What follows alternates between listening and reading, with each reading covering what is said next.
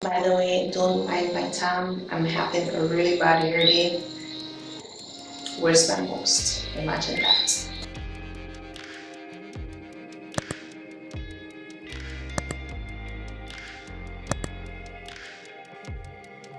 What's up YouTube and welcome back to my channel.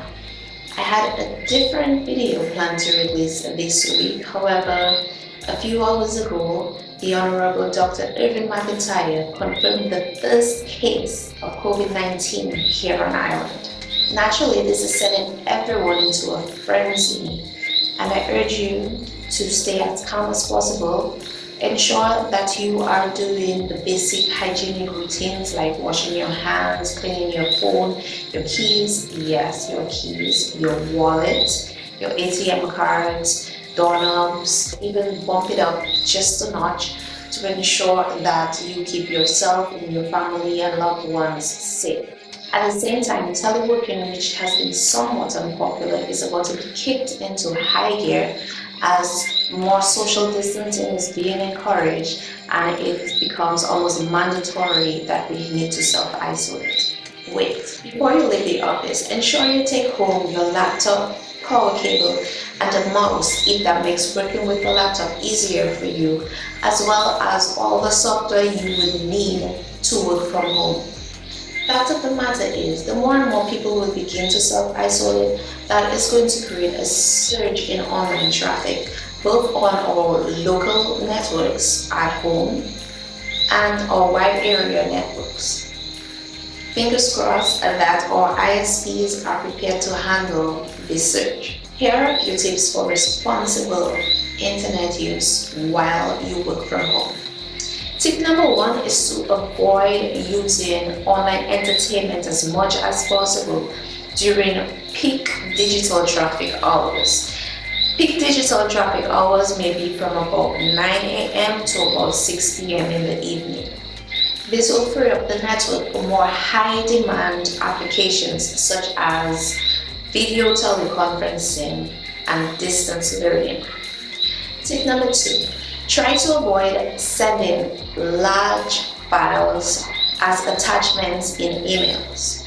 Instead, try sending links to where the files can be accessed, or if you absolutely have to send a large file, try to use compression software such as WinRAR or WinZip.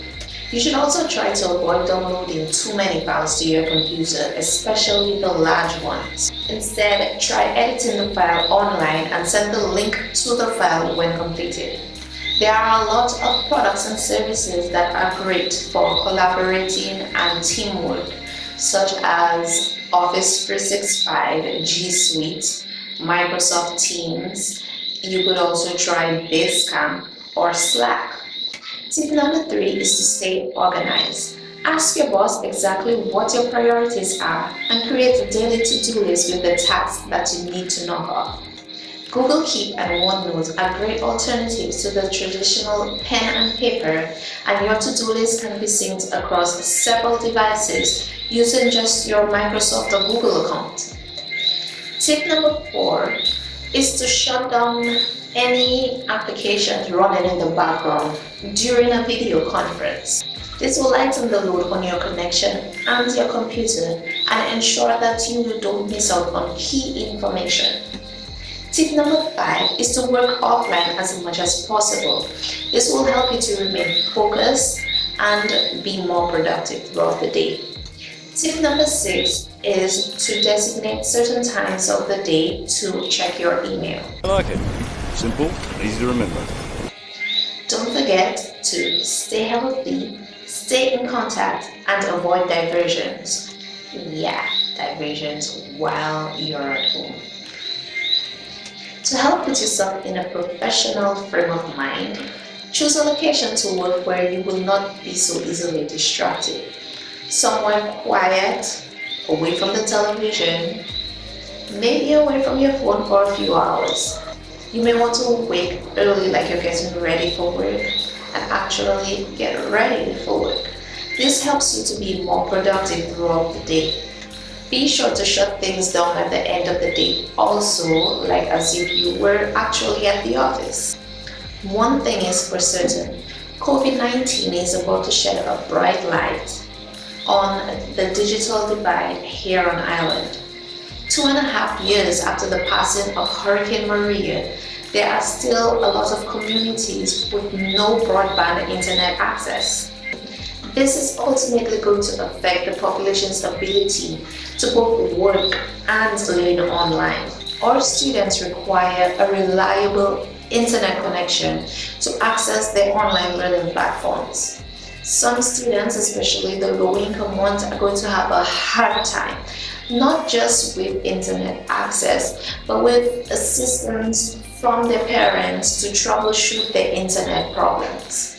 And how do we address the students who don't have the proper devices to access their learning platforms? Sure, almost every teenager, every kid has a smartphone, but how reliable are these devices? A lot of consideration will have to be given to teachers making themselves virtually available to assist students and also help troubleshoot their internet connectivity problems. Also, the schools or the Ministry of Education would have to consider a device loaning program where they loan laptops or tablets to the students to help them access their online learning platforms. For the students in areas with no broadband connectivity, are the ISPs going to revisit their data plan allowances and pricing? Hopefully, all these issues can be addressed in a timely manner while we continue to encourage the populace to continue washing your hands, avoid touching your face, and continue sanitizing all high traffic surfaces. Thank you guys so much for watching, and don't forget to like, comment, and subscribe. Until next time, be safe and remain vigilant.